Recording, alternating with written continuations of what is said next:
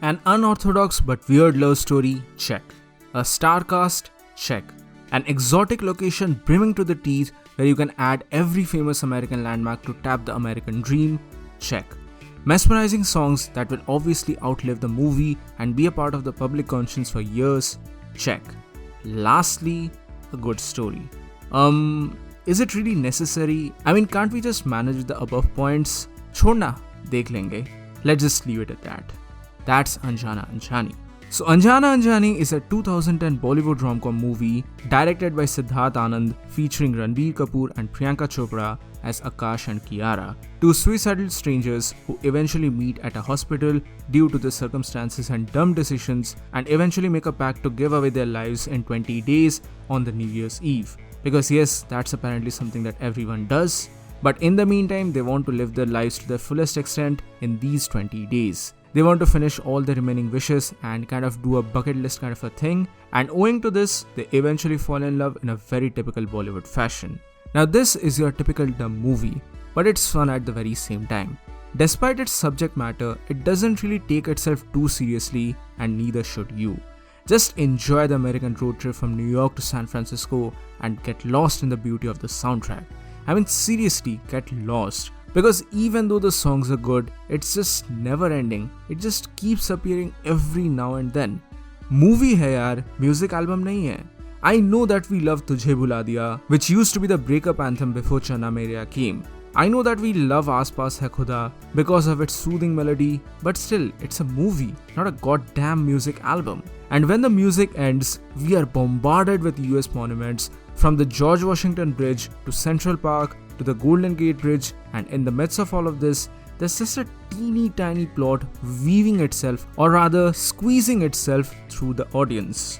Now you might be thinking that I'm unnecessarily hating on this movie for no apparent reason, but unfortunately that is not the case. I don't know why, but I just really loved this movie as a kid. Or scratch that, not loved but at least liked this movie as a kid. Granted, yes, I was a dumb kid back then. But anyway, I decided to watch this movie again this year after almost a decade, and lo and behold, it was so hilariously bad and cringy that I kinda liked it once again. And I'm ashamed to say that, I'm genuinely ashamed to say that this is one of those guilty pleasure movies for me now because of everything minus the plot. Because the plot is borderline inexistent. The jokes are crude, the main crisis of this movie was flat, and eventually the resolution could have been seen from miles away in a very typical Bollywood fashion. But anyway, since this is a revisit, let's go over the plot. Akash is a banker because apparently that's something every Indian in New York does other than maybe just driving taxis, as taught to us by Bollywood itself. But anyway, he is an absolute shit, and due to his behavioral issues, he has lost everything. He lies to his friends who eventually leave him, he goes bankrupt, he loses his house, and finally he also loses the will to live on. Therefore, he decides to jump off the George Washington Bridge. But hold on for a minute, you might be thinking that New York में है और Brooklyn Bridge से jump नहीं किया, ऐसा कैसे हो सकता है? Well, jokes apart, he decides to jump off from the George Washington Bridge where he meets Kiara, who is also there to take away her life after she catches her fiancé Kunal cheating on her. But anyway, they try to jump but are unable to do so because the Coast Guard stop them. Finally, some sensible decisions. And eventually they end up in hospital together.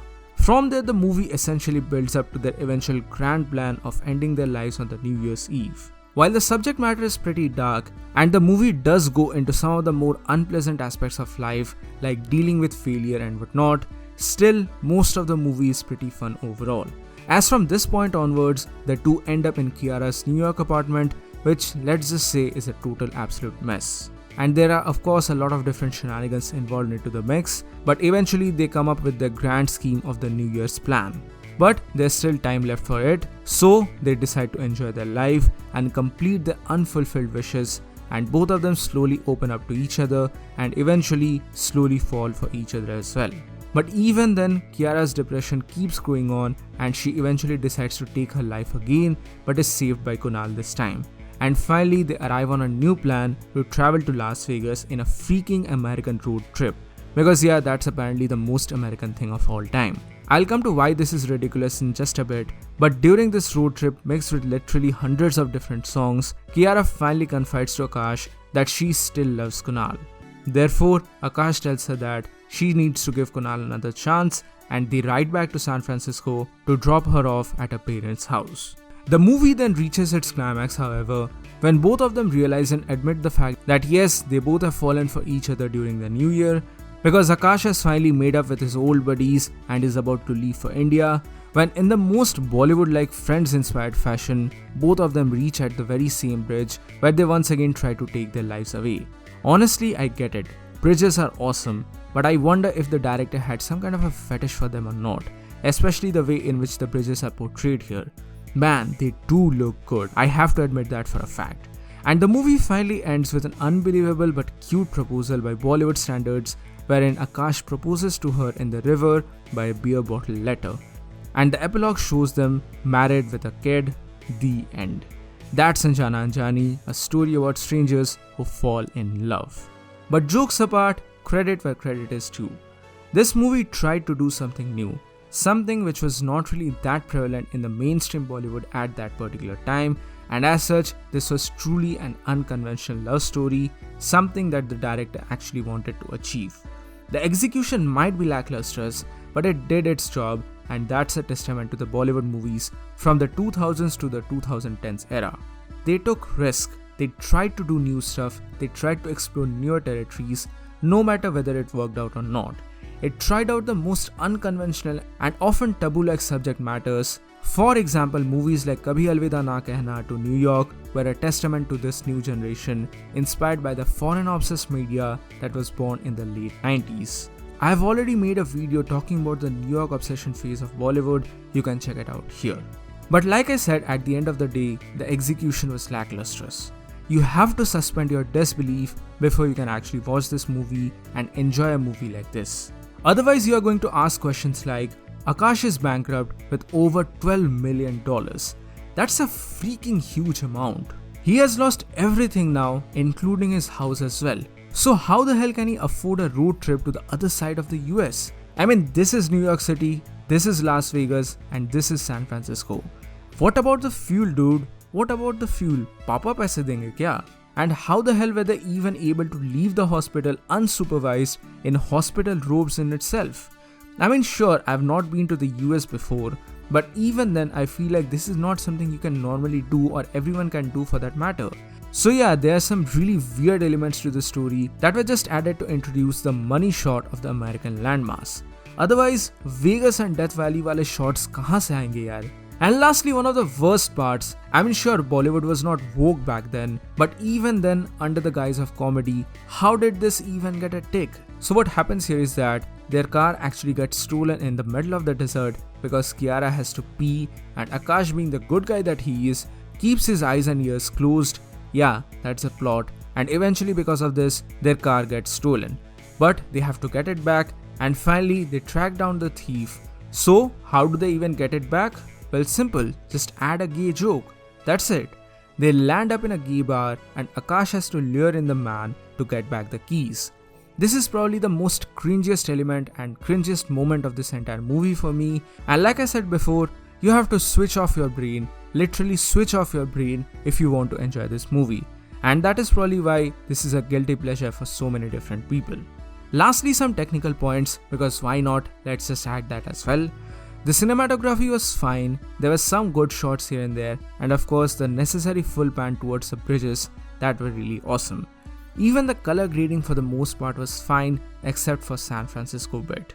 Dude, what the hell was that? Why was the nose of Akash so red? So freaking red. I mean, I understand that he's fair and it's supposed to be a cold weather, but it looks so outlandishly ridiculous along with the full pink lipstick makeup.